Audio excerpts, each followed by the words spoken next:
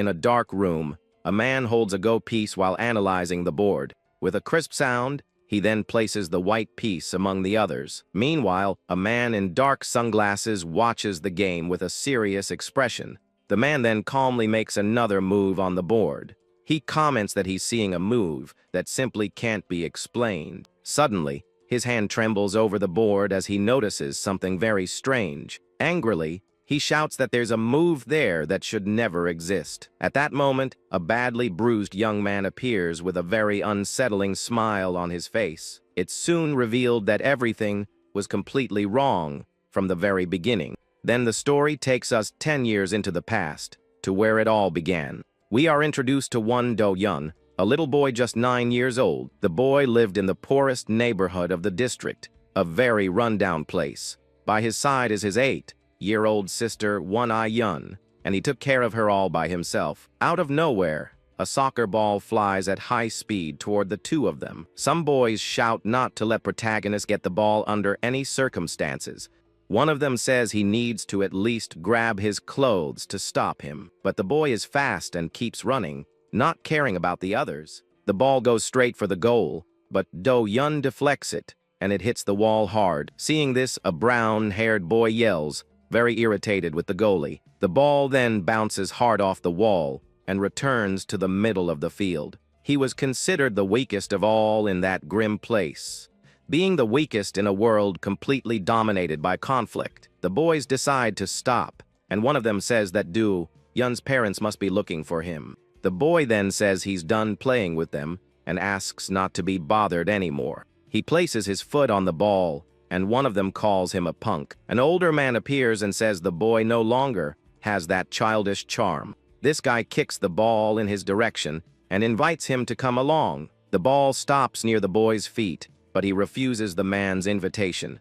The young man explains that he can't afford to take on any more debt, but the man smiles and says that Do-yun only hears what he wants to, and he has a job for him. The boy stands with his back turned, still a bit wary of the offer he received. Turning his face slightly, he then asks where they are going now. The man replies that it's his warehouse, while his little sister watches everything from the stairs. With a smirk, the guy explains that it's a house with nothing inside. Kim-woo-won really didn't seem to belong in that poor, worn-out neighborhood. Inside, the man tells them to sit anywhere, as he doesn't care. He comments that dragging 2 kids around has made him hungry, but Do-yun just wants the job. Then, he eats some uncooked ramen, and says that he's actually the one who's hungry. The man then throws several packages on the table, and tells the boy to sort the clothes. The protagonist remains silent for a moment, just analyzing the situation. Seeing his reaction, the man says there's more stuff than last time.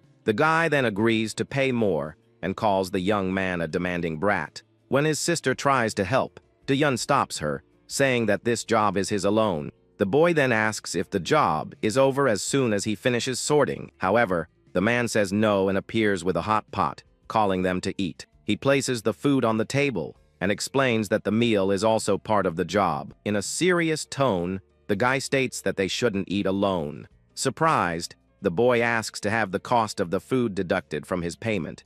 The man places a hand on his head and comments on how he dares to say such a thing. Afterward, he asks the boy to check the Dongzon route on the way back. While the siblings eat, the man grumbles that their life is all about work. He also advises the boy not to take sports too seriously. The 3 of them eat together while the man watches the young boy, deep in thought. The man wonders how that boy plans to grow up acting that way. It's revealed that things have always been this way, and we see Do-yun training with someone. This guy was Chu Dong-seon, a former MMA fighter and Mu-won's right-hand man. Their group was called the Gu-nilpa and was based in that district.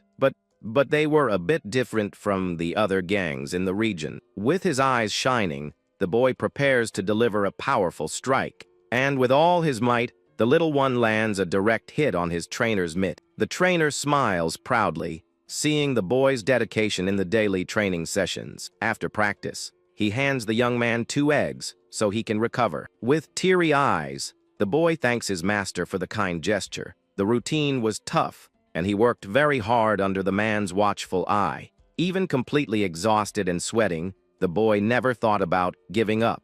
and so he learned to fight to be able to defend himself and survive in that place. Besides training, he also worked as a newspaper delivery boy to get by. Even with the tiring routine, the boy still found time to study. All the money he earned was carefully saved in a bottle. Over time, the bottle filled up with his hard-earned savings, and it was with them that the protagonist learned his first lesson about endurance. He learned to bear the full weight of life, even at such a young age. His days at school weren't easy, and he always walked alone there. The boy thinks that if his parents were around, he wouldn't have gone through so much. After class, he sighs and prepares for another day of hard training. Around that time, the young man started playing soccer and found some joy. It was at that moment that he finally felt something called hope. But one day, the coach called him over, and the day he had been dreading finally arrived. With a worried expression,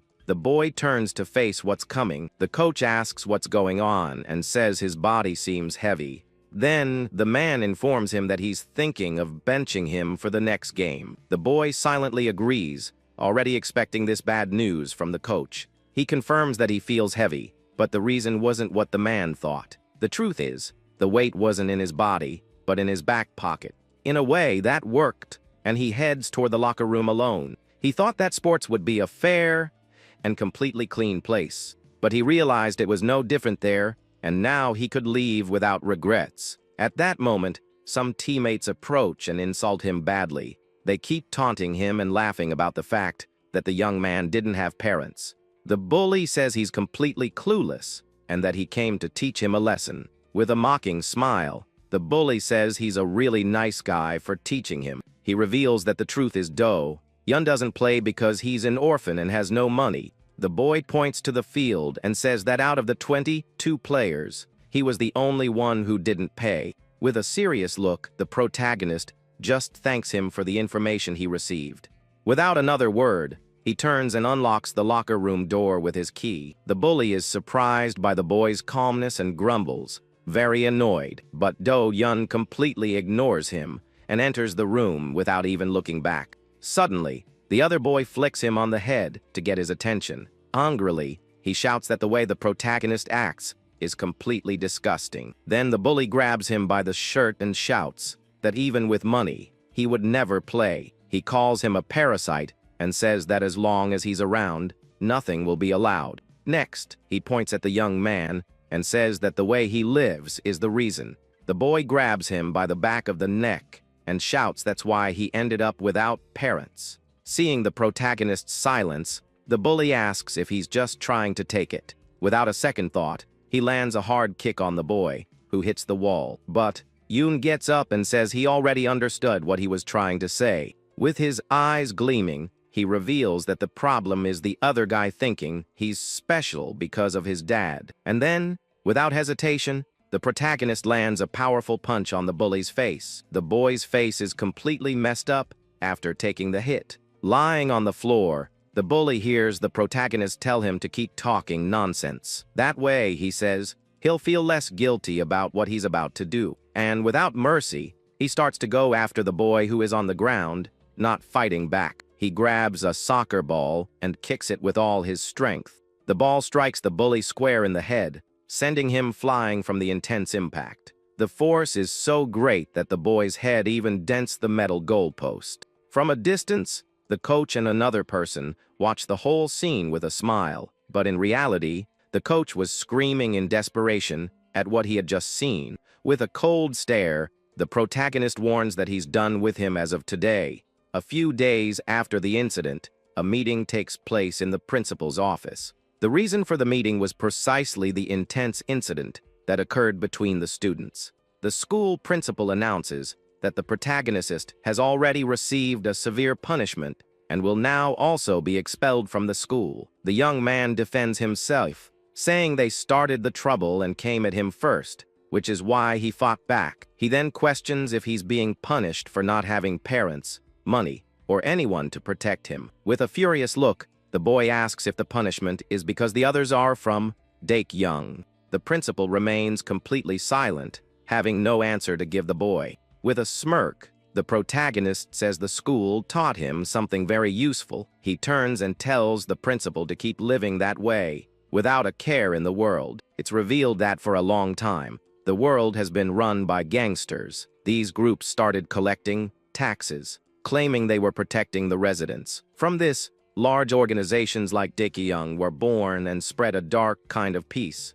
The boy then cries out of anger and frustration at the injustice he has just suffered, but he quickly wipes away his tears, trying to stay strong despite everything. The sun sets on the horizon, and night begins to fall over the poor neighborhood. With a clenched fist, he thinks that the reason for everything being this way, sir, is because the world is a harsh place, completely dominated by the strongest. He understands that everything was wrong from the beginning, and that nothing would be fair for him. The boy then stops in front of an old door with some strange stains on it. He remembers that from the big syndicates to the local thugs, they are all the same. To settle this old score, he needs to turn the tables as he had planned. The young man decides to use the same law of power that they used against him. Upon seeing him, Mu-won greets him and asks what happened to his eyes. All the members of the Gunilpa look at the boy with curiosity and surprise. Without a word, the protagonist throws his heavy backpack on the floor with a loud thud. He shows the contents and says that in there is everything he owns, and double the amount of the debt. The boss is surprised and says that he never actually lent the boy any money. The young man explains that he added up everything the man did for him, like food and work. Annoyed, the guy says he doesn't need that money and tells him to get out of there. But the boy insists and asks him to accept it, as it's his final settlement with the past. The man says he's being nice, but the boy needs to listen if he wants to stay there. Yun then approaches and says that he really has something important to say. With a serious look, the boss listens attentively to the boy's proposal before him. The young man then bows as a sign of respect and asks to be accepted as his son. He promises that in return, he will give the man something he always wanted but never got. Everyone in the room falls silent, just watching the completely unexpected scene. The gang's boss stares at him with a calculating and curious gaze. He comments that he wondered what the boy would become, but only his body has changed. The man then asks if the young man really thinks he knows what he wants. Without hesitation, the boy answers that what he desires most is the position of boss. With his eyes shining, he promises that next time, he will bring that position to him. The protagonist states that he has never broken a promise, unlike the old man there. Annoyed, the man complains that he just showed up out of nowhere, saying absurd things. He then asks why the boy came,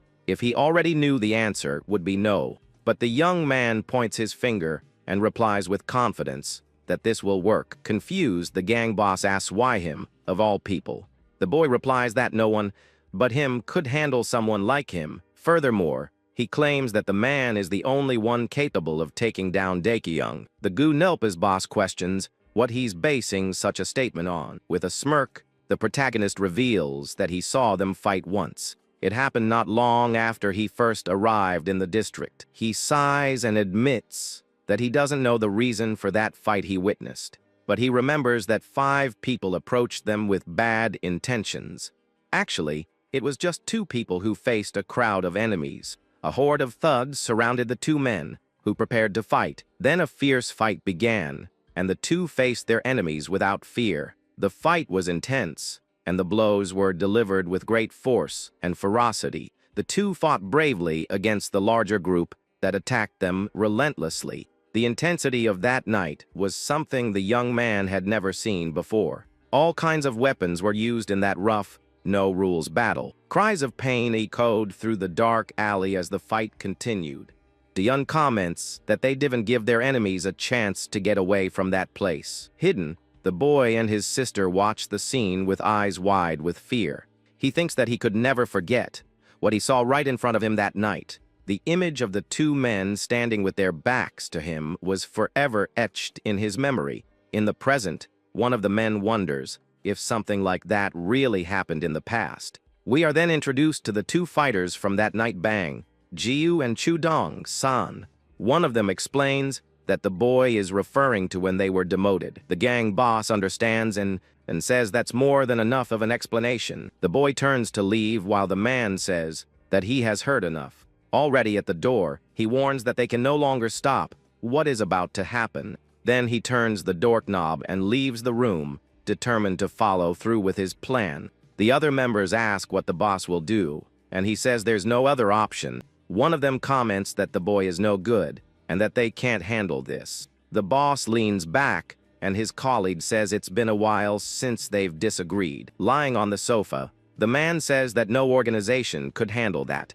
He laments that the boy couldn't manage to wait just 2 more years. He then thinks that he treated the boy like a son, but didn't expect his return. At that, he remembers the young man saying he wanted to become someone like him. A memory of a child saying he wants to be like his father when he grows up comes to mind. The boss thinks that the boy started saying strange things, and it's not normal at all. He then sits up on the sofa while reflecting on the boy's adoption request. The man stands up and grabs a cardboard box, saying it's been a long time. Inside the box, he finds several mementos, including a photo of the protagonist. He then picks up a crumpled piece of paper that was stored inside. A memory of an accident with a van suddenly flashes in his mind. At a service, photos of the boy's parents are surrounded by white flowers. It's revealed that Juan was disciplined for repeated failures and internal disorder. Additionally, he was accused of neglecting his responsibilities for a long time. His failures harmed not only his team, but also other departments. A personnel notice announces the change in position for manager Kim Won. With a box in his hands, he walks away from the building until a new notice is given. He was transferred to work at the District 1 branch as a manager. His new mission was to protect all areas of Guncheongdong, a dangerous place. The company then asks that he dedicate his efforts to completing the task. At the location, he meets some men who seem to be his new subordinates. With a box in his hands, he enters his new office for the first time. He then looks at the crumpled paper with the notice of his transfer. Angrily, the man crumples the paper with all his strength and throws it on the floor. Sitting on the sofa, he looks completely dejected with his new reality. His eyes gleam with a contained fury as he thinks about his situation. He then sighs and places his hand on the box with his personal belongings. The Gunopa's boss thinks that the boy always knows exactly how to get under his skin. At that moment, someone knocks on the door and calls him for an important conversation. One of his men identifies himself as Song Jae and asks if he can come in. He slowly opens the door and enters the room to speak with his leader. The man says he brought some medicine and finds him sitting on the floor drinking. He then asks what happened and why he was drinking alone. His colleague explains that Yun was expelled after a fight with boys from Daekyung. The boss comments that the situation had already been difficult for him for a good while. Worried, he asks if his colleague is referring to Yun, the boy's sister. The man confirms and says that the boy has always been a very strange child. The two drink together, and one of them says that the young man has become a problem. He also warns that a boy that determined will end up in a dangerous place. Next, the man suggests it would be better to take him in before others do. He then asks if the other gang members think the same way. His colleague explains that Dong Sin already wants to turn the young man into a fighter. Then he questions if the boss thinks the boy was made for much more. He believes that keeping the boy close will be better for his future. With a smile, the leader agrees and says his colleague is logical as always. He then decides he needs to hear directly from the boy what he thinks. The boss asks who is watching the protagonist at that very moment. The man takes out his phone and suggests calling Do Jin to bring him there in a hurry. The leader tells him to hurry up before the boy joins someone else. The colleague then makes the call to his contact and waits for a response from the other side. He asks if the person is at home, and the answer is a very quick yes. On the other end of the line, the man asks him to stop by for a moment. With a cold and determined look, the boy was already waiting outside. A man orders everyone to go home, and his men don't understand why their boss wants to leave so early.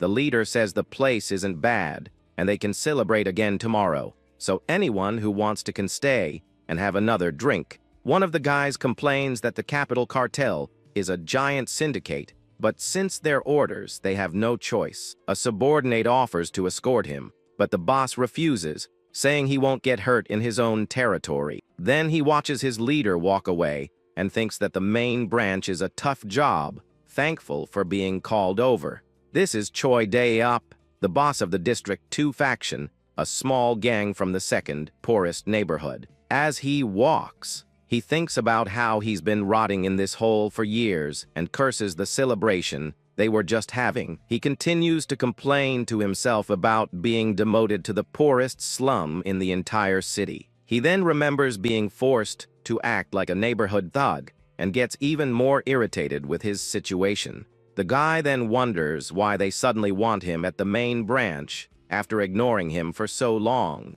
Suddenly, a bright light shines in the darkness of the night as he lights a cigarette to try and relax a bit. Now on the rooftop, he looks out at the city and wonders what kind of mess they're trying to get him into now. Looking at the horizon, he thinks it was better when the cops were on their case all the time. With that, he turns his back on the city, looking quite thoughtful about everything that's happening. The man reaches for a pack of cigarettes when he suddenly hears a voice calling him, and he turns around, surprised. One of his men offers him a cigarette and says he drank a lot, but the young man would rather smoke with his boss. The leader then calls him a brat and invites him for one more drink before they call it a night. His colleague seems a bit surprised and calls the boss's name to confirm if he's serious. At that moment, they both look into the distance and see a lone person standing in the middle of a dark alley. The figure then walks toward them and is revealed to be the protagonist,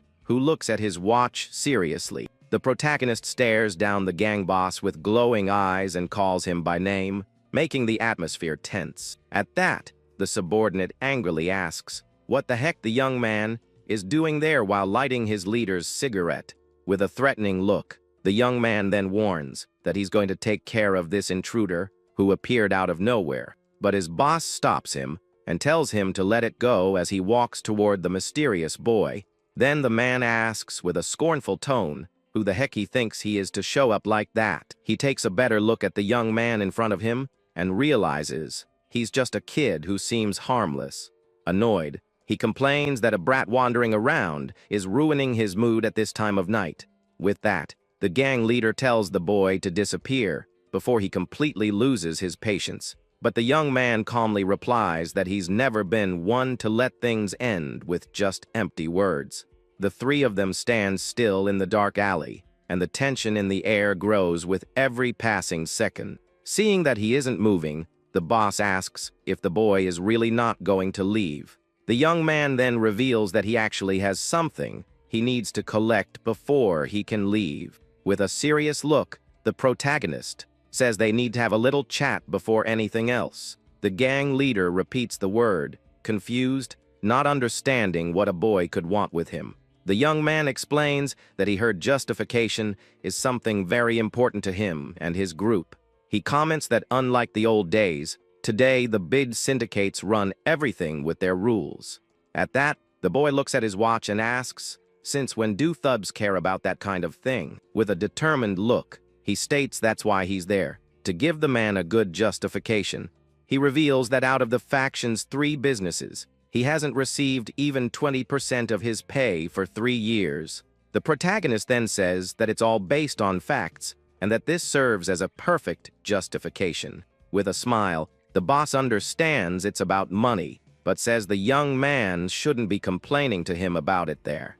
The gang leader advises him to handle this matter directly with the managers responsible for it. Then, the man tells the young man to stop acting like a tough guy for no reason and just get out of there. The young man then replies that if he were going to do that, he wouldn't have gone straight to the boss to solve the problem. The gang leader finds the boy's attitude amusing and comments that he's completely out of his mind. With a look of disdain, the man asks if the young man even knows what that word means. Furious, the boss yells that he's asking for the lives of 300 men, and that this is the weight of justification. With a swift movement, he angrily and forcefully throws away the cigarette he was smoking. The man continues to shout, asking if the young man really thinks a few bucks can buy that. With a threatening glare, the gang leader warns him again that there's no one there to help him. He adds that not just there, but nowhere in the world will he find help, and we see a police emblem. The gang leader comments that since he arrived in the neighborhood, the young man was the first to have the guts to talk back to him. But the man warns that from the second time on, he's serious, and the young man says that drunkards talk a lot. The young man then asks if the boss's point is that his sad story isn't a good enough justification. With a serious look, the boy asks if the trafficking of orphan children would be a good enough justification. A memory from the past shows the protagonist as a child, reading a book in a simple, empty room. Even at such a young age, his face already showed great determination as he studied very hard. Looking out the window, he sees some men abandoning a child and complains about the slum where he lived. We see a gagged man, and the young man thinks that this time it looks like they managed to catch someone. A scared little boy asks who they are, and it's revealed that the child is worth 3,000 on the market. The little boy screams desperately, and the kidnapper threatens him, saying that if he weren't valuable cargo, he would have already hurt him. With that, he orders his partner to gag and tie the child's wrists, but very carefully so as not to damage the product. The other man then grabs the tape and asks sarcastically if this is the first time they've done this.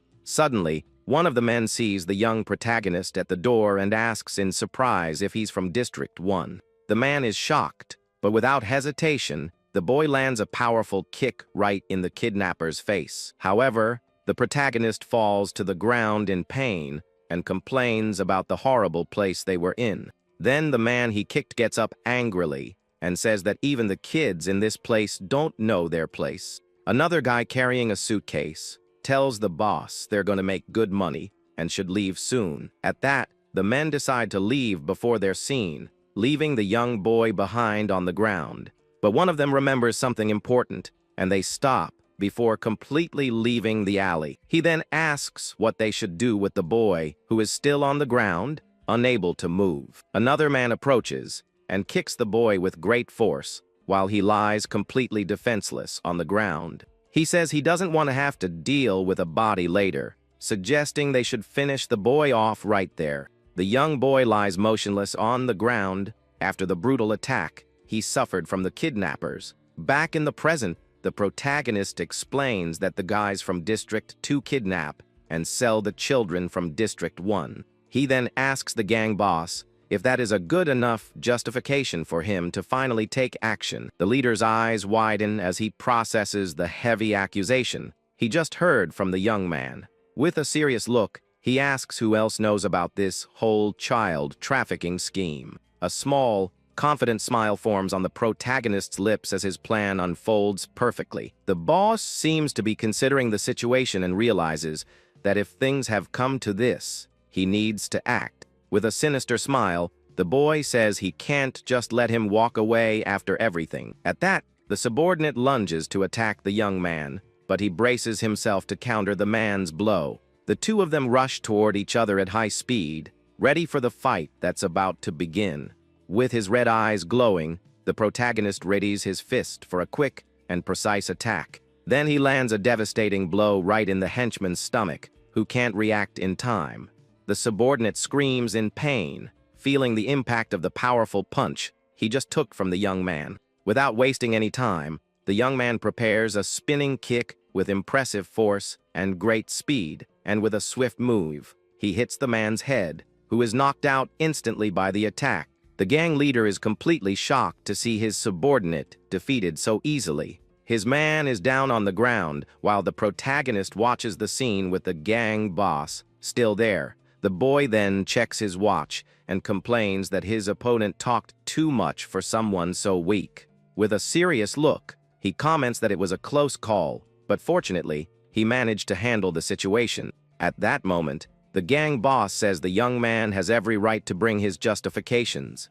The man's eyes gleam sinisterly, and he seems intrigued by the boy's strength and courage. Suddenly, the leader lunges forward and grabs the protagonist's neck with surprising force. He lifts him into the air without any difficulty, showing that he is much stronger than his subordinate. Even while being attacked, the boy thinks that if it was going to end like this, he shouldn't have dragged it out next time. He then grabs the boss's clothes tightly, preparing for an unexpected counter-attack. With a firm grip, he says he highly doubts they'll meet again after this. The boss is surprised by the boy's reaction and wonders what he's trying to do now. With a sharp gaze, the boy warns that the time has finally come as he holds the gang leader's head firmly. The man's eyes go wide in pure shock as he hears that the legendary Hammerhead would suffer his second defeat right then and there. Staring down the enemy with his glowing red eyes, the protagonist reveals that this exact moment would change everything, and gripping the boss's hair even tighter, he states that the words, "second defeat," had already sealed his fate. Without hesitation, the young man lands a devastating blow and warns that District 1 will be completely wiped off the city's map. The impact of the punch is so strong that the man's body flies backward, unable to offer any resistance to the attack. At that exact moment, heavy footsteps are heard, and a mysterious voice tells the boy to take his hands off the gang leader. From the shadows emerges a muscular man with a threatening look, warning that if he touches his partner again, there will be payback. With an expression of pure fury, the newcomer threatens the young man, saying he'll finish him if the assault continues. Meanwhile, somewhere else, a guy is on the phone asking where the faction members are celebrating the promotion. Upon receiving the location near the barbecue restaurant, he gets up from the couch, confirming he got the message. At that, the man hangs up the phone and grips the device tightly, looking ready to resolve this situation for good. A tattooed young man, who is a former fighter and the boss's right-hand man, wonders if their target really went to the designated location. Thoughtfully, the former fighter murmurs that if things have come to this, he should also start taking some action. But the man on the phone turns his back and simply orders the tattooed young man to stay there and await his next orders. Walking through the hallways, the leader says confidently that this is just District 2, with no reason for so much caution. Obeying the order, the subordinate gives a respectful bow and wishes his boss good luck in handling business. Back in the dark alley, footsteps echo on the wet ground, showing that the tension is only increasing with each passing second. And resuming the confrontation, the intimidating big guy with glowing eyes repeats his threat, saying he had already warned the young man. Even injured and facing this terrifying figure, the protagonist doesn't back down and remembers when he was questioned about his choices. The newcomer continues the young man's thought and says that because of that, he can't give him a complete answer. Annoyed, the muscular man curses at the gang leader and reveals that the young man he hurt is his son. With a smirk, the boy thinks that this was the biggest reason behind his choices and his revenge. Seeing the boss on the ground, the young man's father complains that he's just a child and didn't deserve that treatment. He then stands up imposingly and tells his former colleague to wake up to the reality of the situation. But the boss gets up and retorts that his sentimentality is ridiculous, and that in their line of work, there are no children. With a look of fury, the protector yells that he's the one who's delusional and needs to get real. He then grabs the gang boss's arm and warns that those who talk nonsense are treated like trash. The man fights back with a punch and curses his opponent as the two begin an intense fight in the alley. Dodging the attack, the young man's father prepares for a counter-attack and threatens his enemy again. With a serious and menacing look, he says that this time, instead of his eyes, he'll rip off his ear. The gang boss isn't intimidated and charges forward with clenched fists, ready to continue the fight right there. He lands a powerful punch right in the protector's face, who feels the strong impact of the blow. The leader seems surprised to have landed the hit and watches his opponent's reaction carefully. But the muscular man uses the moment to prepare a quick counter-attack, catching his enemy off guard. Blood drips from the protector's face, but he doesn't seem to care about the pain from the wound he suffered. He returns the blow with the same intensity, and the two trade punches in a brutal and balanced fight. While taking a beating, the boss thinks that it doesn't matter whose fault it was for his demotion in the faction, and with all his strength, he lands a devastating punch on the protector's chest, who feels the powerful blow. The young man's father stumbles back a bit, feeling the pain of the punch, but doesn't give up the fight against the gang leader. The gang boss lands a hard punch on the protector's stomach, who doubles over from the impact of the blow. Even feeling the intense pain, the young man's father endures the attack with an expression of pure determination. Blood gushes from his mouth, but he doesn't let it get to him, and stays firm in the fight against the leader. With a quick move, he stops the boss's next punch, and his eyes glow with a red light. And without wasting time, the protector retaliates with a devastating blow right in his former colleague's face. The protagonist watches the intense fight with a surprised expression on his face, still on the ground. The gang leader feels the impact of the punch, and his face gets bruised from the powerful counter-attack. Lying on the ground, the young man keeps his eyes open and bright, watching everything that happens. The protector continues his assault and lands another blow on the boss, who can't defend himself in time. The leader stumbles backward, losing his balance after receiving the series of attacks from his opponent. With a quick spin, the young man's father prepares for another blow while the boss tries to recover. The gang leader angrily curses his opponent and gets ready to continue the intense fight.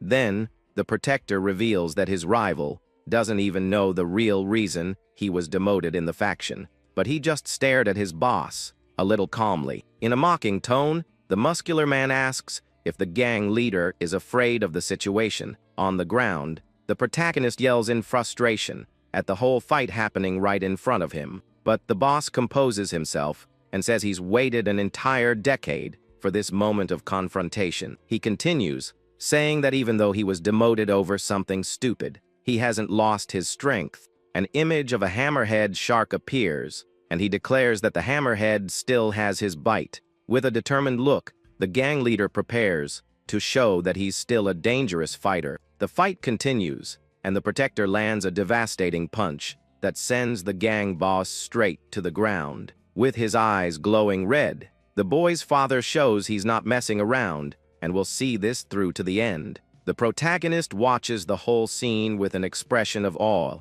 and admiration for his protector's strength. Lying on the ground, the gang leader looks up at the sky with a bruised face, completely defeated in the fight. The scene is one of destruction, with both opponents on the ground and the muscular man standing as the sole victor. Victorious, the young man's father stares down at his former colleague on the ground with an imposing and very cold posture. He then approaches and grabs the boss by the collar, reminding him that he had already warned him about the consequences. Fulfilling his promise, the protector prepares to bite his rival's ear brutally and without hesitation. The gang leader screams in pain and agony, feeling the terrible attack from his merciless opponent. Blood runs down his face, and he writhes on the ground after suffering a very serious injury. The protagonist reflects that the result is always the same, and even without knowing the details, Kim Mo-won always wins.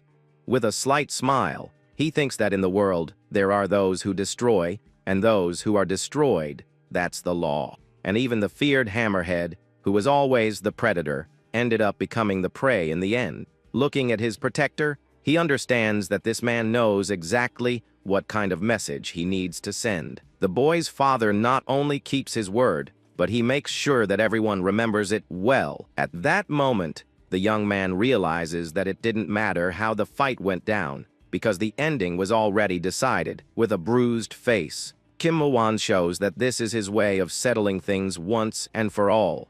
The protagonist thinks that this man is truly someone worthy of being at the absolute top of power. With this certainty in his heart, the young man decides that alongside this man, he can go to the very end of his journey. The protector then gets the boy's attention and tells him to stop spacing out and grab onto him. The protector helps him up and asks why the young man is looking at him like that. The young man replies that he was just noticing the blood on his savior's mouth after the fight. The man then wipes his face and asks if it's better, but the boy says it's no use because it's blood. At that, the older man decides it's time to go, but the young man asks him to wait just a second. So the man says he'll go on ahead, and that the young man can catch up when he's done with what he needs to do. The boy kneels next to the fallen body and we see that his hand is badly injured from the confrontation. With a serious look, he picks up a piece of what was left of the gang boss from the ground. Elsewhere, a voice asks if the protagonist really went there to collect his wages. We see the protector sitting on a couch, and he questions if all that trouble was just for a justification. With a sigh, he comments that kids these days are very bold and don't fear danger. He runs a hand through his hair and wonders if the boy is a genius or an idiot for getting involved in this. Thoughtfully, he concludes that no matter how he looks at the situation, the best thing to do is to stay away from the young man. But the young man interrupts him and says there's no need to overthink what happened there. He explains simply that he just made a promise and kept it, and that's all that matters. Then the protector finds it funny that he mentions that, and comments on the rumors about the gang boss. He reveals that their rival was called back to the main branch, and because of that, their deal was off. The man advises the young man to give up and go back to school, assuring him that some school would accept him. But the boy immediately refuses the offer and asks why the heck he would do something like that now.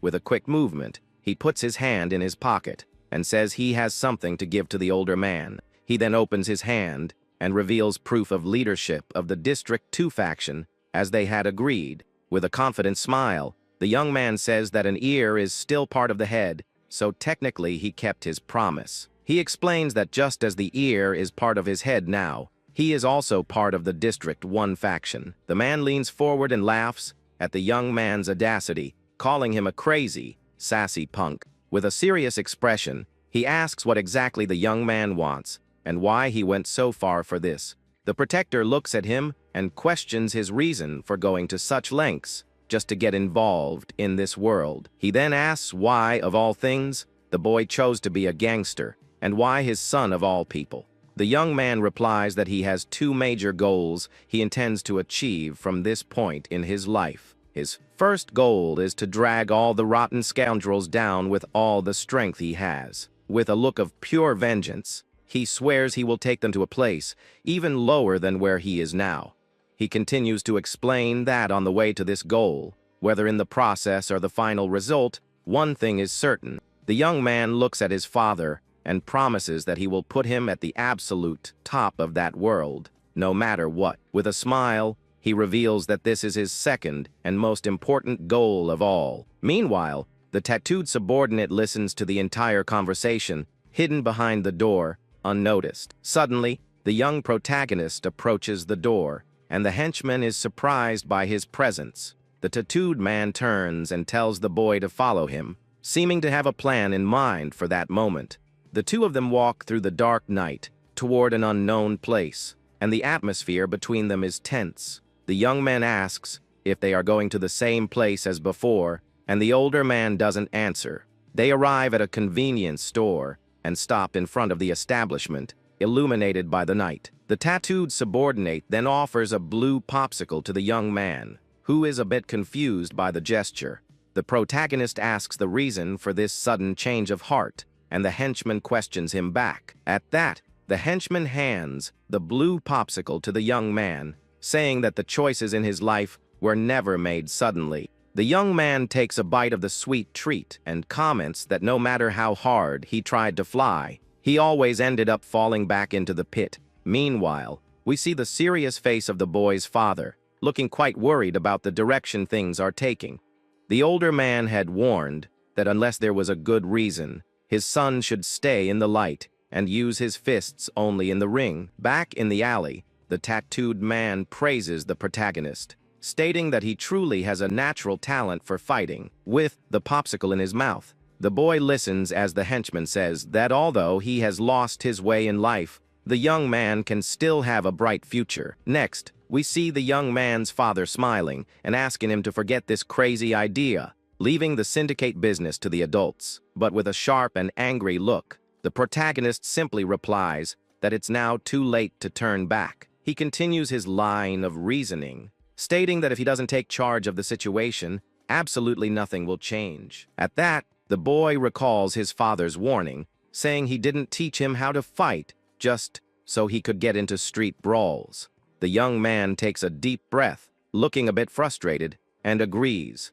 saying he knows very well everything he was taught. Then the subordinate holds his own sweet treat and questions if what he and the boss are trying to do isn't just another act of revenge. Without hesitation, the young man takes another cold bite and agrees, saying that if that's the case, he needs to do his part too. The big tattooed man turns his back and stares into the dark night, seeming to reflect on the boy's terrifying determination. With a smirk, the protagonist holds the wooden stick and reinforces that his ultimate goal is indeed revenge.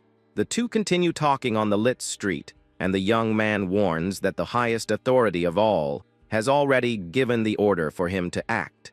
With a tone of great respect, he reveals that this ultimate authority is none other than Kim Muon, who is his own father. Far away, we see someone's hands crumpling the empty wrapper of a sweet treat with great force, showing some anxiety. Then, the person throws the paper ball directly into the trash, showing that the break time was over. A bearded man relaxes on the sofa, smoking calmly, when the door opens and he greets the tattooed henchman named Dongseun. The boss asks his subordinate if the young doyen got home safely, and he bows respectfully. The tattooed man replies yes, and that he personally accompanied him to ensure everything was fine between them. With a tired look, the leader comments that things with that boy ended up taking an unexpected turn. At that, the henchman respectfully asks why his boss agreed to the young protagonist's crazy plan. The older man then begins to explain that even if he hadn't taken him in as a son, nothing would change. He states that the boy would have gone after the capital Cartel anyway, and his subordinate is shocked by the revelation. With a wave of his hand, the leader continues his reasoning and says that besides all that, there was another important reason. A memory of the piece the young man brought as proof of his promise comes up in their conversation. He explains that the young man blackmailed him by fulfilling his part of the deal and bringing what was asked, leaving him no choice. With a tired sigh, the boss concludes the explanation, saying that's exactly how it all happened. The tattooed subordinate then confirms that he understands the whole situation and the reason behind his leader's decision. He then asks about the matter of the adopted son and how they should handle this delicate issue. The boss seems a bit annoyed by the question and remains silent for a moment, thinking about the answer. With that, the henchman continues and asks how this new situation would affect the plans they had already made. Clenching his fist tightly, the leader states with conviction that absolutely nothing will change in their original plan. With his eyes glowing, he adds that since they've already attacked Choi Day-up, they need to speed things up. Meanwhile, we see the protagonist climbing a staircase alone at night, and he lets out a tired sigh. With a small smile, he thinks of his father and comments that the man is truly quite a character. A memory of the boss hearing the young man's goal to put his father at the absolute top of everything comes to mind. With a determined look, the protagonist reinforces in his thoughts that this is his second and greatest goal of all. The leader then angrily questions if the young man thinks he can just use him to do his dirty work. But the young man replies with a calm smile that of course not, and shows that he has other plans. At that, the older man is in shock when the boy declares that from that day on, he will be his father. With a serious look, the protagonist even asks if he happens to be wrong in his statement. The man sighs and calls the boy a crazy punk, saying that's not something you decide so easily. He explains that a son is everything in a father's life, and no matter what you do for them, it's never enough. At that, the boss continues and says he's sure the young man's real parents felt the same way about him. With a worried look, the man asks if the young man is sure he's okay with this decision. The boy replies that's exactly why, and that from now on, he will become Kim Doyen. He reveals that it was because of him that his father went after his rival after staying away for 10 years. Speechless, the gang leader can only stammer and is at a loss for what to say to the young man. But he composes himself and says that's enough talk, accepting the situation once and for all. The two then stand facing each other, and a silence falls over the room for a moment. Then the man decides that if that's how it's going to be, so be it, and places a hand on the young man's head with a smile. In his thoughts, the boy admits that he expected him to reject his desire to be a gangster, and he adds, thinking that he couldn't have said anything if his adoptive father had refused the idea. Later, outside the house, the young man wonders how he's going to tell a certain person all of this. Suddenly, a girl appears out of nowhere and aggressively asks what he needs to tell. The protagonist is startled by her sudden appearance and stammers Ian's name awkwardly. She asks if it's about the adoption request or the fight with the thug from District 2, leaving him speechless. Ian then asks with a serious look if the young man really got everything he wanted out of it. The young woman continues to stare at him and waits for an honest answer about the outcome of the fight. The protagonist looks a bit awkward and replies yes, but his expression doesn't seem so confident. She says that's good, and that it would be terrible if his first plan went wrong right at the beginning. With that, the young woman turns and tells the young man to come inside so they can eat something together. Doyen is surprised, and the girl comments that he probably hadn't even had dinner yet that night. The young man thanks her somewhat awkwardly as he watches her walk away and go back inside the house. Next, we see the simple house where they live together in this neighborhood far from the city center. Already inside, everyone is gathered, and the atmosphere in the room seems quite serious and a bit tense. One of the men complains that having the new guy sitting there with them is very strange and uncomfortable. But the group's leader just replies that there's nothing to be done, and that everyone needs to get used to it. Then the boss looks at his adopted son and asks if he managed to sort everything out that he needed to. The young man explains that sorting things out just meant talking to Ian, and she already knew everything. With that, the older man tells the boy to finally explain his plan and the reason he wants to join. Doyen starts talking about the fastest method with the highest chance of success that he thought of. The young man then reveals a plan so bold that his words are censored for their aggressiveness. The young man's father comments that he already imagined the kind of thing his heir was planning to do, but the leader rejects the idea on the spot and says that plan is completely out of the question. He explains that for a large operation, the most important thing of all is the group's safety. With a serious look, the boss warns that he will only approve if the plan ensures everyone gets out alive. The boss says there's no rush and that they will stick to the original plan, clearing out the districts one by one.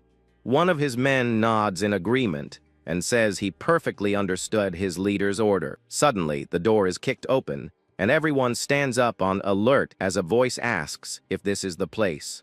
Members of the District 2 faction appear at the door, confirming that this is the office they were looking for. The group of invaders then faces the protagonist's team, who are gathered inside the small room. Without a second thought, one of Moan's men, named Taeju, runs at high speed to attack the intruders. With his teeth clenched in anger, the fighter yells at the invaders as he prepares for the first attack. The men from the other faction are completely surprised and scared by the violent and unexpected reaction. He then lands a devastating punch on one of the henchmen, who has no time to defend against the blow. The impact is so strong that the man flies backward, knocking over his companions in the process. With his eyes glowing red, the fighter already readies his fist for the next attack without hesitation. He lands another powerful blow on one of the invaders who tries to protect himself but fails in time. And with a swift movement, the man from Faction 1 lands a precise kick to his opponent's face.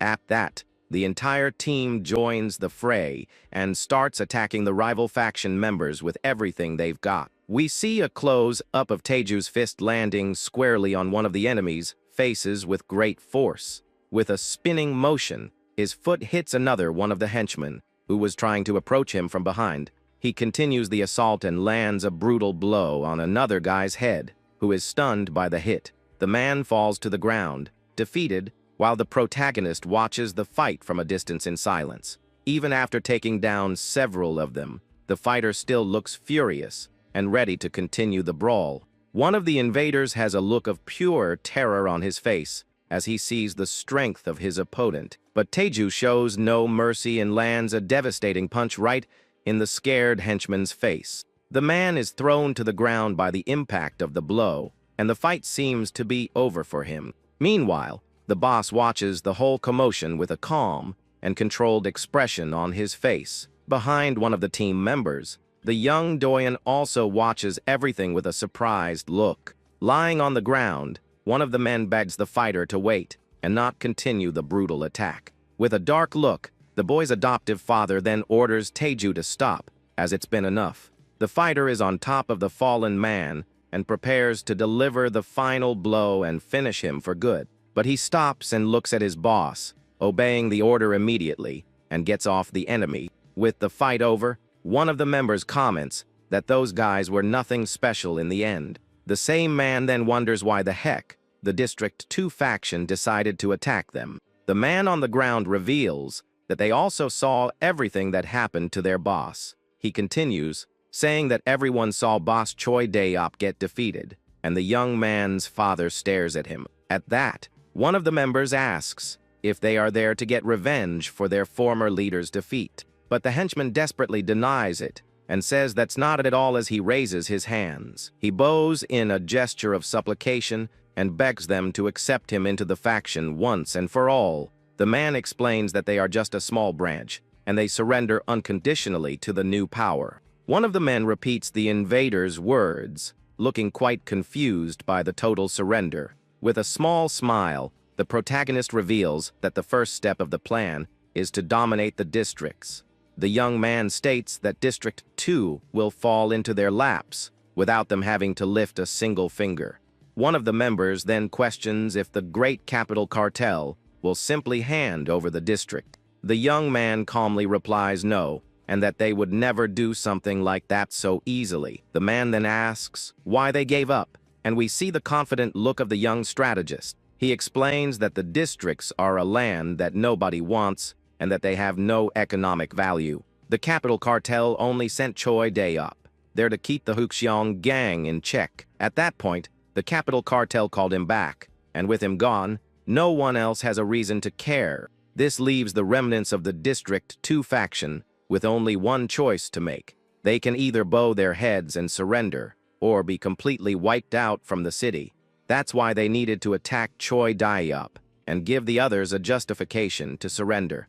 The young man then asks them to think about what happens when men see their leader get crushed. Those who witness their boss's absolute authority first and become completely terrified. With a confident smile, the young man asserts that the District 2 faction will kneel before them. Then, they will just absorb the remaining members and take over District 2 completely. If his prediction is correct, his first job as a member has already been completed without a single casualty. The man is shocked by the young man's mind and wonders what the heck goes on inside his head.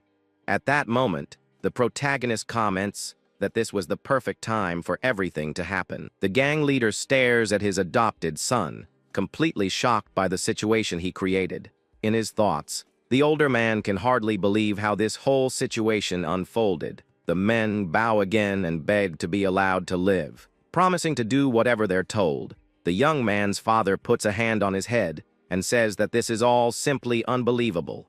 One of the men then turns to the boss and asks what the final decision will be on the matter. The boss says they came crawling and asks what else they could do in this situation. So he decides he will accept them into the faction, but with one important condition for all of them. He warns that for now, they will stay in District 2, and if their plans are bad, the partnership is over. The men thank him and bow, promising they won't disappoint the new leader who has taken them in. The leader then appoints the guy as the new chief and says he will report to Song Jae from now on. The new person in charge shouts that he understands and swears they won't be a burden to the new faction. With a tired sigh, the young man's father gestures with his hand and tells them all to get out. The new leader and his men say their goodbyes and begin to leave the room, still helping the injured. With that, the door closes and the room falls silent again. After all the commotion, the original team is now alone in the room, and the atmosphere seems a bit more relaxed among them. The leader turns to one of his men and warns him that he'll have a tough time with the new members. But the young man replies that it's nothing, and that he'll keep an eye on them to make sure they don't cause any trouble. With his back to everyone, the protagonist thinks that it seems like everything went exactly as he planned. With a smile, the young man states that everything turned out perfectly and that he won't accept any more complaints. The boy's adoptive father just stares at him with an expression of someone who can't believe it. Another team member also looks at the young man with a surprised face at what he just heard. But Taeju, who had been quiet, gives a thumbs up, seemingly approving of the attitude. We also see another member who just watches the scene with a very thoughtful look. The tattooed man then turns to the young man and tells him to just admit it was a good plan. The boy says he can read the room and that he's leaving now because he needs to prepare for the next step. From the doorway, he looks back one last time and says he has things to prepare for the future. Then the young man leaves the room and the door closes again, leaving the team behind to discuss. Meanwhile, elsewhere, we see Choi Dae-op walking down a hallway looking anything but friendly. He lets out a sigh of frustration and seems to be very annoyed with everything that has happened. The man curses under his breath as he continues down the brightly lit hallway of the building. His expression is one of pure anger, and he seems to be planning some kind of revenge against everyone. He then stops in front of a door and knocks hard, calling for the director inside. In a serious tone, he announces himself and says he's there to report his return to the main branch. A voice from inside says he's been through a lot, and the man enters the boss's luxurious office. With his head bowed, he approaches, and the director asks what important report he has brought. He starts by saying the report is about the districts and the situation happening over there. With a look of pure rage, he reveals that it seems Kim Mawan is finally making his move. Meanwhile, the young Doyen leaves the room and says he's going now because he needs to prepare for the future. Outside, he lets out a tired sigh after all the chaos that just happened. With a serious look, the young man thinks to himself that it was a very close call and almost everything went wrong. He then begins to climb the building's stairs in silence, seeming to be going somewhere alone. Suddenly, some men from the faction that surrendered stop him on his way and tell him to wait. One of them complains and angrily asks what the heck the boy wants with them now that it's all over. But the protagonist calmly replies that he hasn't had the chance to say everything on his mind yet. One of the guys gets angry and asks where he got the nerve to talk to them like that. With a smirk, the young man comments that they're talking like real street thugs. The man continues to shout that his attitude is annoying and that he's not even an official member of the faction. Unfazed, the protagonist just challenges him and tells him to do something about it if he has the guts. He then asks with a serious look if they aren't off their guard this time like they were before. The henchman gets really mad and yells that kids these days have lost all respect as he lunges to attack. But the young man dodges the punch with great ease, moving to the side without any effort, and without wasting time, he lands a devastating counter attack right on the enemy's face, who doesn't react. The man falls to the ground knocked out, and his companions are in shock, wondering who this kid is. The young man then cracks his knuckles and asks if they cleaned house, or if they forgot about him. With a sharp gaze, he finally asks if they don't remember who he really is. One of the henchmen stares at the young man and comments that his face looks a bit familiar. A memory of the child kidnapping comes back, and the man remembers the boy from District 1. At that, he asks in shock if the young man is the same kid who always messed up their plans. With a smirk, the protagonist confirms it, saying it looks like he finally remembered. The henchman becomes furious and yells that the young man has no idea what he went through to get into the faction. With a clenched fist, he says that's why the young man knows things he shouldn't know. He then runs toward the boy, shouting that because of that, he can't be left alive. With an expression of pure rage, the man repeats the threat, saying the young man can't leave there. But the protagonist dodges the attack and prepares for a quick and precise counter-attack. And with a precise movement, he lands a powerful punch right on his opponent's face. The henchman feels the impact of the blow, and his face contorts in pain from the force of the attack. Without giving him time to react, the young man lands another powerful blow on the man's head. Lying on the ground, the protagonist warns that actually, he's the one who can't be left alive.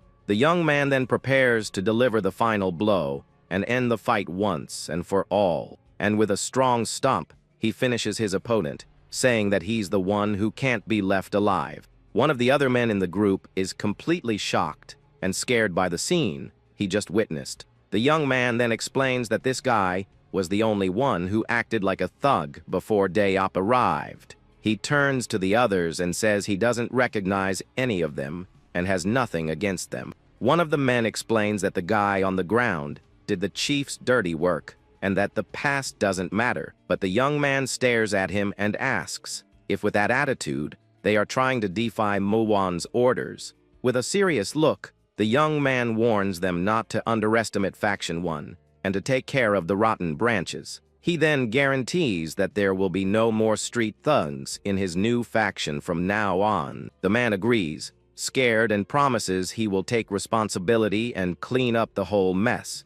But the young man grabs him by the collar and says that although it's good to have someone to talk to, he doesn't trust thugs. With a smile, the protagonist tells the man to stay sharp and not to mess up with the new orders. He then turns and walks away, leaving the others behind to take care of their comrades.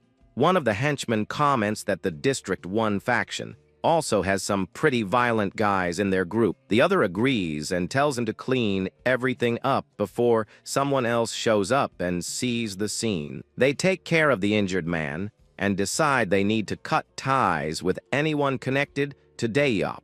Their leader thinks that the young man knows about his former boss's dirty secrets, and that maybe he set everything up.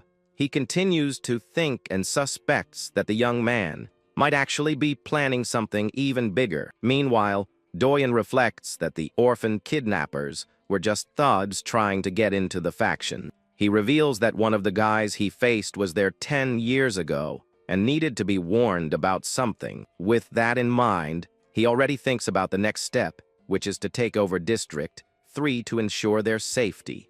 The young man arrives home and thinks that his father and the others must be thinking of the same strategy. Suddenly, he hears a strange noise coming from outside and stops before entering the house. On the ground, he sees his old school uniform with his old name all crossed out and thrown away. A new guy with a bruised nose appears and calls him a beggar, saying it was hard to find him. The protagonist just stares at the newcomer with a serious and very cold look without saying a word. It's revealed that this is Wong Sung-yak, the son of a director from the powerful capital Cartel. The director's son approaches and asks if the young man was the one responsible for taking down Choi Day-op. The two then stare at each other in silence, and the tense atmosphere grows with every passing second. The newcomer complains that because of the protagonist, his days of living the good life are over for good. With a look of contempt, he comments that the young man's eyes are extremely annoying to him. At that, he threatens him, saying he's going to ruin every little thing Doyen tries to do from now on. He warns the boy to expect attacks wherever the cartel operates, and that he will personally destroy him. But the protagonist just shrugs and turns his back, not giving a darn about the threats. The young man seems completely calm and doesn't even care about what he just heard from the enemy. Meanwhile, the old school uniform remains on the ground, all torn and covered in dust. With a worried look, the young man wonders if the young Ian also saw that scene. He then lets out a sigh and seems to feel a bit of pain because of the whole situation. Without saying another word, the protagonist opens the gate to his house to finally go inside. And with that, he enters the property and leaves the director's son behind, still standing on the street. Elsewhere, the boy's adoptive father is talking to his man, and he thinks they went too far.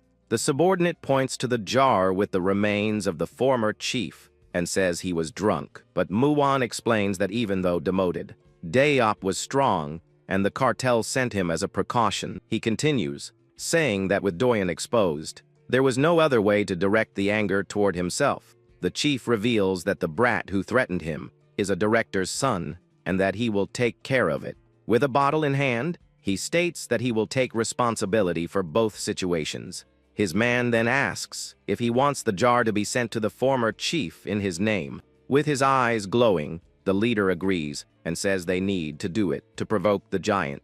In a simple house at night, the young protagonist and his friend are talking. The girl then asks him if he really wants to test himself against gangsters. The boy just turns his head with a serious and determined expression. At this, she gets annoyed and asks if her friend has lost his mind. The young woman reminds him of how the big organizations ruin people's lives. She clenches her hands and recalls that their homes were destroyed because of them. Even if he's well prepared, she says that fighting these people alone makes no sense. The young man then reveals the reason, saying his address was exposed. Hearing this, the girl is shocked by the new information. He says he wants to test if he can protect someone on his own, and if he can handle it. With a firm gaze, the protagonist reaffirms that he wants to test himself. The two continue their serious conversation, sitting at a table across from each other. Still, the young woman insists, saying he can't do this alone. She suggests he talk to the guys from Gunilpa or find someone trustworthy. But the boy's look shows he's already made his decision and won't go back. He stands up and says it's something he'd have to do sooner or later. The protagonist then says he'll take her concern as permission. Surprised by his attitude, the girl can only manage to say, "Oh." He then tells her that from now on, she'll also be staying at her dad's house. The young woman looks to the side, accepting her friend's decision without arguing. A short time later, through the window, we see her packing her things into a box. She then grabs some bandages, seeming to prepare for something too. The young woman thinks of her father with a serious and worried expression. One of her bags is thrown on the floor as she continues to pack. Through the window, the scene continues with the girl packing her belongings. Outside, a mysterious man watches the house from a rooftop. In the dark, his eyes glow with a scary and intimidating look. Back in the room, the young woman remains, focused on packing her things to leave. The man on the roof then starts talking to himself while observing the situation. He comments that the boy is good material and seems like he'll do well. Elsewhere, on a table, we see some documents spread out. There, the boy's adoptive father analyzes the papers with a thoughtful expression. He is in a meeting with his most trusted men to discuss the next steps. One of the men comments that young Yun isn't the type to stay quiet. Another member agrees and says that taking the Gunilpa guys to the river was a surprise. The faction leader listens to his team's comments in silence.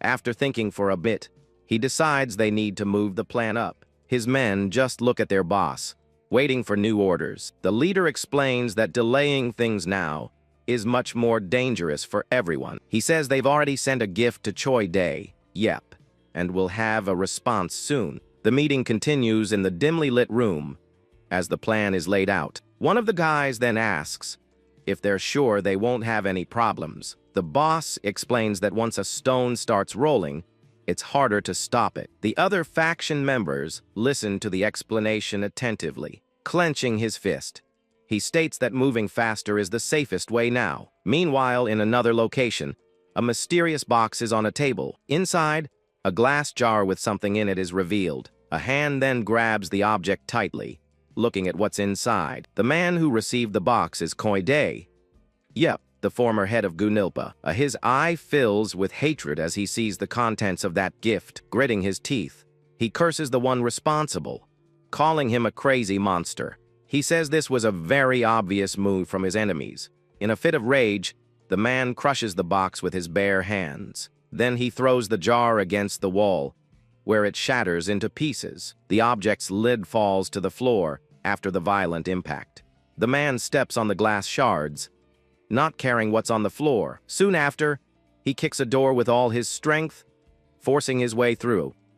On the other side is Wang Sung Hyuk, the director's son who threatened the young man. His father, Director Wang Song Jiu, yells at him furiously. The boy just stands there in silence, listening to his father's lecture. The director's son stammers as he sees Choi Dae, announcing himself at the door. At that, the henchman enters the office, leaving the young man very scared. The young man lets out a sigh of relief, but still seems tense about the visit. With a furious look, The director asks who gave him permission to enter. The man bows, apologizing for the unexpected entrance. The boss sighs tiredly and asks what the subordinate wants with him. He then asks for permission to act alone for a few days. The two stand in front of the director, waiting for an answer. The boss then asks if the reason for this is because of Kim Moo-wan. Hearing the name, his son is surprised by the mention. The henchman confirms, saying he was invited by the enemy. With that, the boss gets a suspicious look on his face. From what he just heard, he finds the whole situation very suspicious and quite strange. So the director decides he will handle this problem personally. He tells the henchman not to fall for the enemy's game and to focus on the plan. The man gets the message and leaves the boss's room. He walks to the door, leaving the director and his son behind. Reaching the door, he prepares to leave and follow orders. The man thinks he can use Moo-wan to take the credit and asks for a few men. With a serious look, he seems determined to go through with his own plan. But he decides it's not the right time to act yet. He says he'll step in when the real show begins. On his old cell phone, he calls a contact named Dara Manpower. Meanwhile, in a distant neighborhood, the night is very quiet. Suddenly, a cell phone is thrown from a high place onto a staircase. The device lands near a post where someone left food for cats. At that moment, we see our protagonist walking alone down the street. He stops and looks at a piece of paper that led him to that location.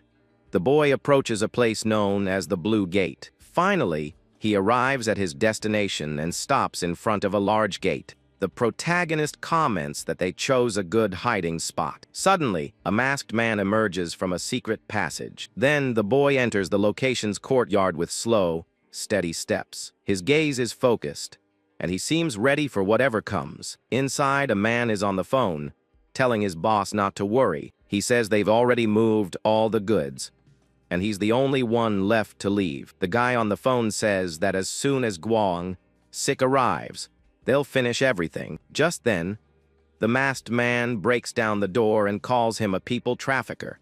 The protagonist then emerges from the shadows with a frightening look. At this, the man on the phone is completely shocked by the visit. He then recognizes the boy and seems to understand the situation. Standing up, he complains that the boy shouldn't have made him wait. The man greets him and says it's good to see him again in person. He remembers having met the young man before on another occasion. The boy says that Gunilpa's intelligence was more useful than he thought, but since the man was expecting him, he needs to confirm a few more things. He wonders if the guy found out about him from the spy he planted in the faction. The thug gets angry at the boy's audacity and lunges to attack, but the young man dodges and thinks that only one person could have leaked the information. He continues the attack while the boy realizes something was wrong. The thug lands a punch and thanks him for coming alone. With a wicked smile, he says this was exactly what he wanted. He then prepares another powerful blow to hit the protagonist. However, the boy is faster and easily dodges the attack. Without wasting time, he counterattacks with a strong punch to the enemy's stomach. The man feels the impact and his face contorts in pain from the blow. The punch was so strong it knocked the wind out of the thug instantly. Staggering backward, he curses the young man for the strength of the unexpected attack. The protagonist then grabs him by the pants before he can recover. Surprise, the man loses his balance and doesn't understand what's happening. With that, the man grabs a bottle to use as a weapon against the young man. He attacks, yelling that everyone goes crazy because of the past, but the protagonist dodges, and the bottle shatters against the wall. Without wasting time, the thug rushes forward and tackles him to the ground. He says that learning a few punches doesn't make him a match for him. With the boy on the ground, he warns him not to mess with their side. The thug continues to beat him and talks about using his friend. Then he asks what the boy meant by selling people. Angrily, he threatens to tear the young man to pieces and sell him off too. The punch hits the floor right next to the boy's face, barely missing. Suddenly, the protagonist grabs his wrist, stopping his attack. In a swift move, he grabs his opponent's shirt and, using the enemy's strength against him, The young man throws him. Now it's the thug who's on the ground. Feeling the impact of the fall, the tables turn, and the boy begins to deliver a series of punches. He gives the enemy no time to react and continues the attack. With a final blow, the protagonist shows who's in charge. Lying on the floor, the man hears the young man say he has one more question. He questions how good someone at his level really is. The man gets angry at the question and calls him a creep. With a smile, the boy says he hopes the man isn't overestimating himself. Then he backs away a little and says he has one last question. The young man then asks him where he sent the kids. The thug scoffs and asks if he's going to save a bunch of adults. In response, the boy picks up the broken bottleneck from the floor. He walks back and comments on the thug's attitude. Then the boy prepares to use the improvised weapon on the enemy. Without hesitation, he strikes the man's leg, who screams in pain. The protagonist glares at him and asks if this determination is enough. Seeing the thug suffering on the floor, he tells the man to answer the question. The young man presses on the thug's wound and yells for him to answer. With a cold stare, he demands an immediate answer without any more stalling. The man finally gives in and reveals they went to the Daekyung branch. Suddenly, Gwang-sik appears and asks if the boy can get there. The protagonist then presses the bottleneck again, causing more pain. He coldly repeats that he's waiting for a clear answer. The thug screams the name of the place again for the boy to hear. At that moment, the enemy's backup appears and challenges him with a question. Gwang-sik grabs him tightly and repeats the question aggressively. Then he starts to choke the young man, who struggles to break free. But the boy reacts quickly and lands an elbow strike to his stomach. The blow makes Gwang-sik feel the impact and spit out a bit of blood. In pain, he staggers back, losing his balance for a moment.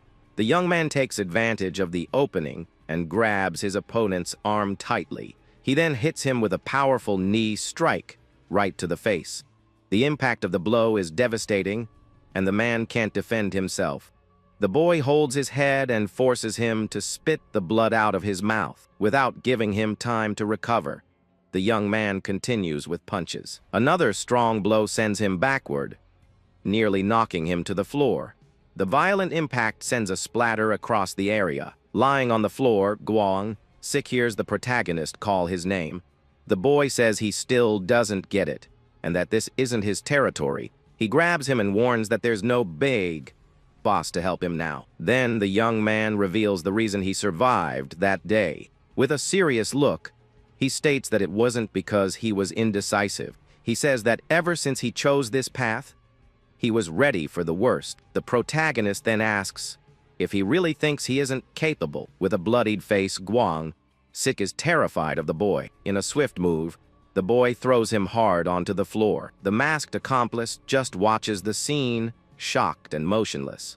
The boy glares at the fallen man and asks if he really wants to live. With a dark smile, he says that he'll have to pay for his life then. He's referring to the life the man left in Choi Dae-yeop's hands. Sighing, the young man questions how he did all that while being so dumb.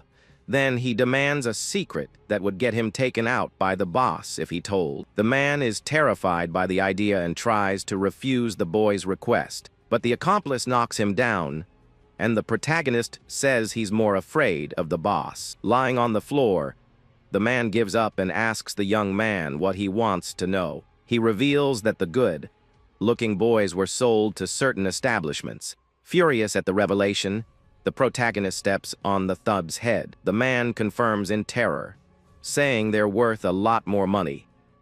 The others were sent to the Daekyung branches as henchmen. Suddenly, a large amount of blood splatters everywhere. The young man's eyes fill with surprise and fury at the unexpected scene. The other thug smiles maniacally, even though he's badly injured. With a bloody smile, he laments the life he's had so far. Losing patience, the young man steps on his face and tells him to shut up. The man then gets up and says if he's going to go down, he'll go down alone. He then runs towards the door to try to escape. Seeing the escape attempt, the protagonist just lets out a tired sigh. The boy then comments that it seems a hurt leg wasn't enough. He grabs him and warns that even without the escape attempt, his turn was coming. Lying on the floor, the thug challenges him and asks what he's capable of. He yells that with Guang sick gone, nobody else knows anything, and tells him to just end it. The young man says he came for information, but the thug seems like an easy target. The man continues to provoke him, saying he's not an easy prey. Still holding him, he asks if the boy is going to beat him or finish him. In response, the protagonist delivers a violent headbutt to the enemy. The thug screams in pain from the unexpected and very powerful blow. Then, to end the fight, the young man delivers one last devastating punch. The young man squeezes the enemy's face, who screams desperately for him to stop. But with a final blow, the boy knocks him out for good on the floor. The impact is so strong it sends a splatter across the ceiling. With a bruised face, the protagonist seems surprised by something he heard. He grabs the man and makes him repeat the name Dara Manpower. The thug reveals it's a secret team for the boss that nobody knows about. Then he pleads for his life, saying he doesn't know anything else. The boy asks about the locations where the boys were sold. Scared, the man reveals they are in District 4 in Guncheong. He swears he just dropped the bags there and knows nothing more. The thug continues to beg for his life, promising to disappear forever. Gratefully, he promises to serve the young man as his new boss forever. But the boy remembers that other thugs have said the same thing to him. With a cold, hate-filled look, he remembers the past. He says they all said the same thing, and then he puts an end to him. Alone on the roof, he looks at his accomplice lying on the floor. The young man then sighs and goes to a faucet to clean himself up. He washes his face and hands, seeming very shaken by everything. Looking out at the city, he curses the thugs, calling them filthy lowlifes. He then takes out his phone and realizes how much has been going on. A tear runs down his face as he seems overwhelmed. On the device, he sees 19 missed calls and a new message.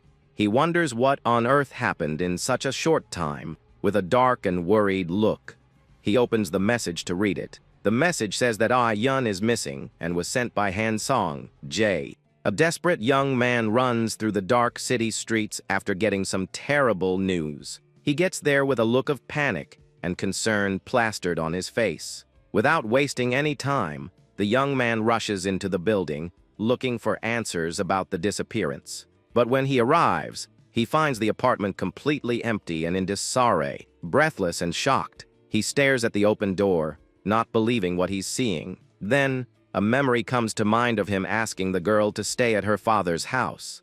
The young woman seemed sad, and the boy asked if she couldn't reconsider her decision. He said that they would be adults soon and could make money without being taken advantage of.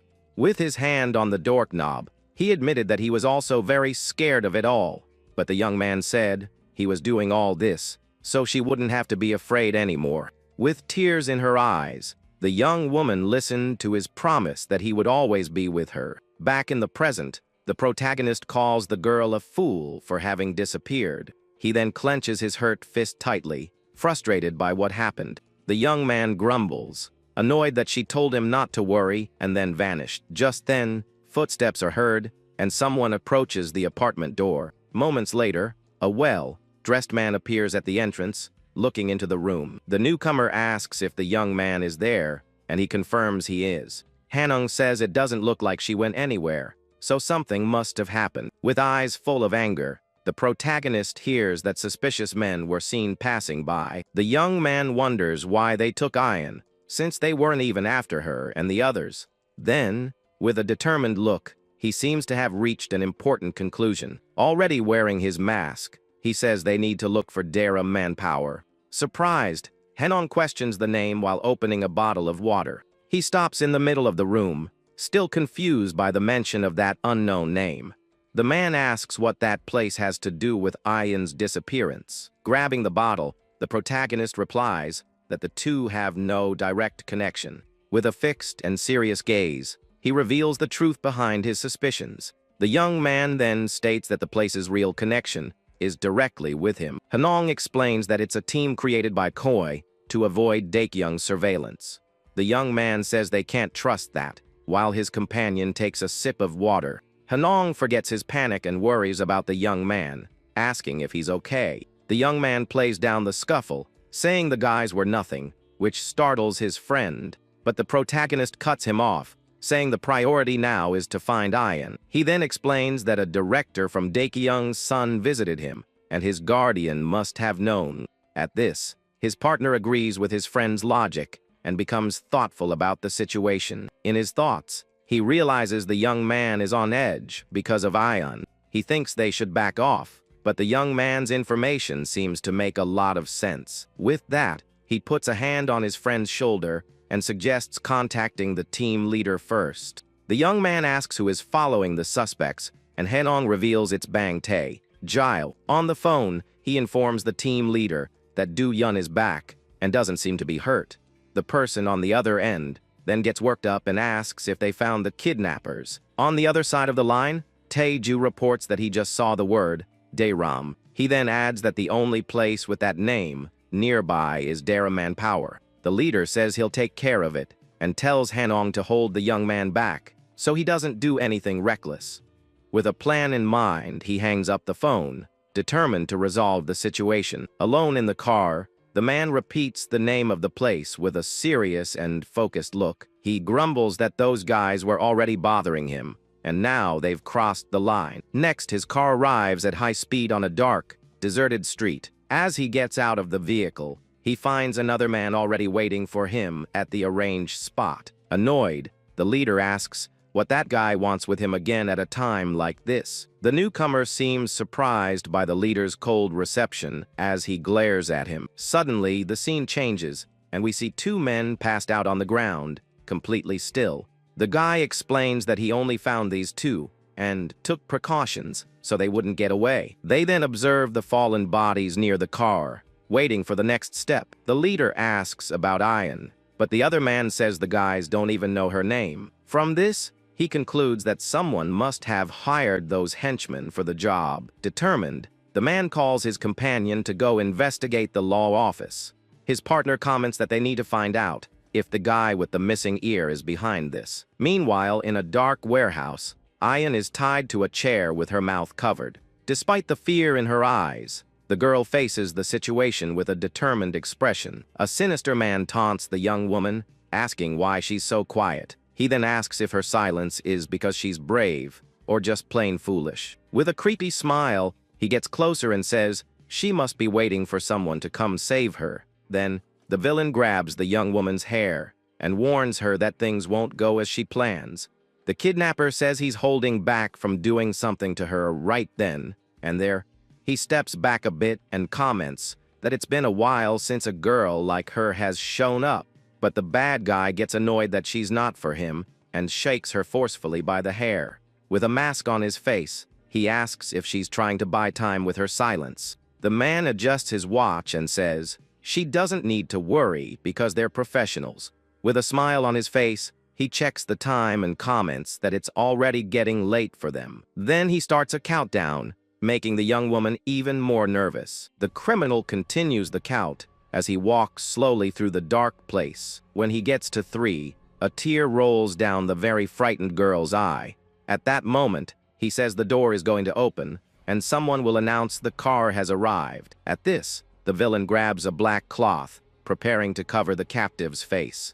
He then throws the cloth over her head and brags about getting his prediction right. With a wicked look, the masked man reveals that she's going to Daekyung now. Outside, Hanung is shocked and doesn't understand what's happening. The protagonist also seems confused and asks why those guys are there. In front of them is a group of 4 men with a less than friendly appearance. One of the henchmen says he received express orders to watch the place carefully, with a chilling smile. He then tells the 2 of them to get out of there as fast as they can.